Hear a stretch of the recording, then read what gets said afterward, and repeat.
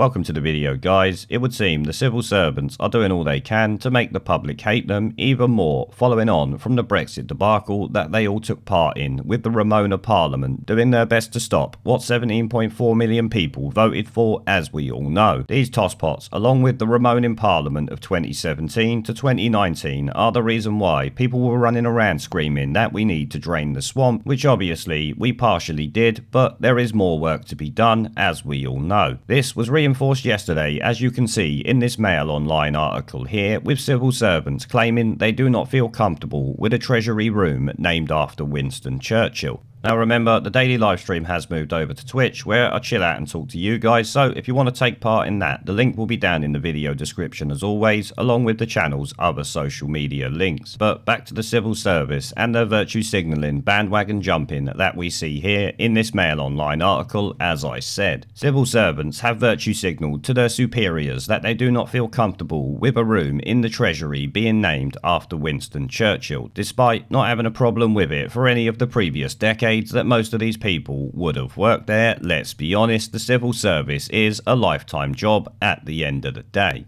Reigniting attacks by virtue signalling matters protesters and left-wing critics on Britain's wartime hero, some staff at the vast Whitehall department have demanded that Churchill Room be confined to history. No, the things that should be confined to history are the BLM protesters, left-wing critics, and any idiot that is trying to get rid of Winston Churchill or any mention of him. He helped us win the war at the end of the day. Well, he led us to victory, the soldiers won the war, but the point still remains, he was the Prime Minister at the time and pulled the country by its bootstraps forward at the end of the day. It was named after the former Prime Minister because he used the room's balcony to give an address to the crowds below on VE Day in 1945. A number of junior officials raised their concerns during an official Treasury Equalities Team question and answer event, sparking panic among senior mandarins. So these people are a bunch of new blood, maybe not even been there 10 years, and are sitting there trying to dictate how rooms are named in a building that's renovation likely predates them. It is just ridiculous. The Mail on Sunday understands the issue has been raised all the way up to Treasury Permanent Secretary Tom Scholar, but has been met with derision by ministers. I hope they all tell them to swiftly fuck off. An insider said this has received a robust no from the politicians, but there was a concerted effort to get it going. Well, they can do one, as I've already said. As Chancellor Richie Sunak explained in a Treasury video released on the 75th anniversary of VE Day in May,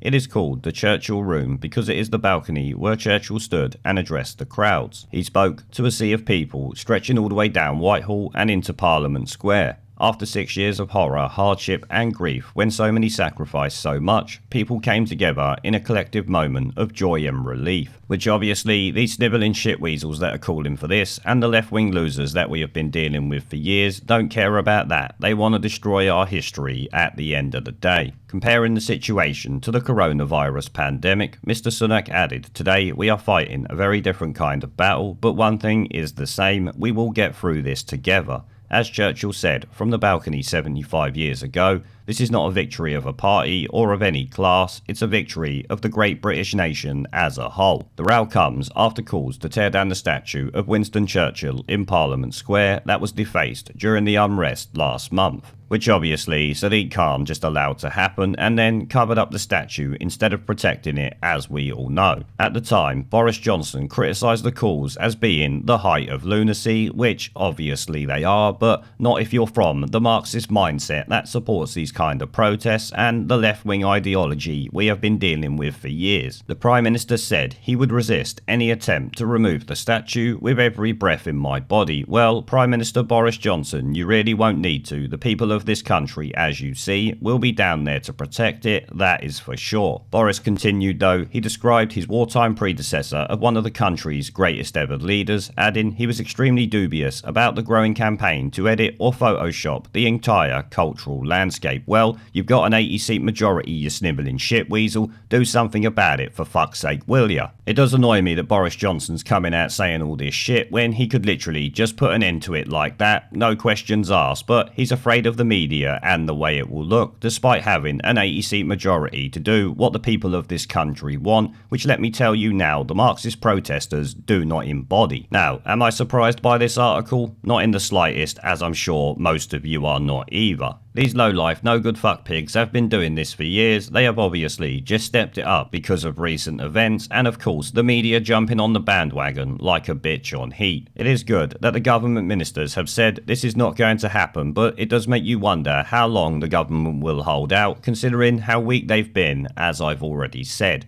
Will they eventually cave in to this nonsense is my concern. There is a pattern consistent throughout history of oppressed people turning on the oppressors, slaves against their owners, the peasantry against the feudal barons, colonies, Mr. Verhofstadt, against their empires, and that is why Britain is leaving. And it doesn't matter which language you use, we are going, and we are glad to be going. We're off.